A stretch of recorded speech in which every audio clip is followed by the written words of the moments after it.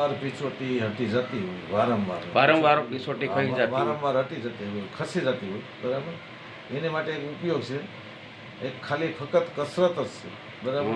એ કસરત એને અમુક વર્ષ સુધી, એટલે માનો કે કોઈ પાસે ચડાવવા જવાની જરૂર નથી, એને એ કસરત કરી નાખવાની એટલે પીછોટી એને હાથે ઠેકાણે આવી જાય. કઈ રીતે હોય બતાવશો? એ પેલા એની પૂરી વાત સાંભળી લ્યો હા. કે જે છે કે એની વારંવાર પીછોટી ખસતી હોય તો એ પછી ઠેકાણે આવતી જાય, અને જ્યારે પણ ખસે એટલે એ બસ એ કસરત કરી નાખે એટલે એની પીછોટી ઠેકાણે આવી જાય, બરાબર.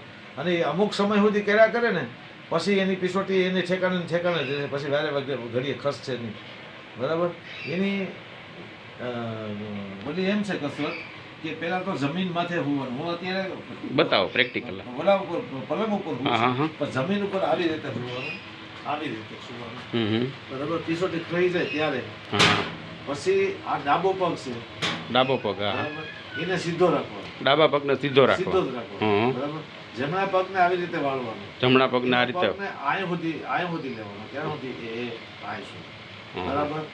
થોડી વાર તમે આવી રીતે આમ આમ આમ આમ આમ આમ આને પકડી રાખવાનો, આ પગને આવી રીતે પકડી રાખવાનો, આવી રીતે આમ આમ આમ કરો, બરાબર. 5-10 મિનિટ જ્યાં લગી તમને સહન થાય ત્યાં લગી કરો, બરાબર. એવું નથી કે આનું 5-10 મિનિટ કરવું જ પડે, એવું નથી. આવી રીતે થોડી વાર તમે કરતા રહ્યો, બરાબર. પછી માનો કે ધીરેથી આ પગને આવી રીતે જવા દઈએ, બરાબર, અને આરામથી ઊભા થઈ ગયો, બરાબર. આવી રીતે તમે કરતા રહ્યો જેથી કરીને જે તમારી વારંવાર પીછોટી ખાઈ જતી હોય તો તમારે કોઈ પાસે ચડાવવા જાવી પડે નહીં. તમારે હાથથી ભૂખા પેટે કરવાનું હોય ને. ભૂખા પેટે કરો કે ભરેલ પેટે કરો, પણ ભૂખા પેટે કરો તો વધારે સારું, બરાબર. તો આનું એવું છે કે પછીથી તમારી પીછોટી હટશે નહીં.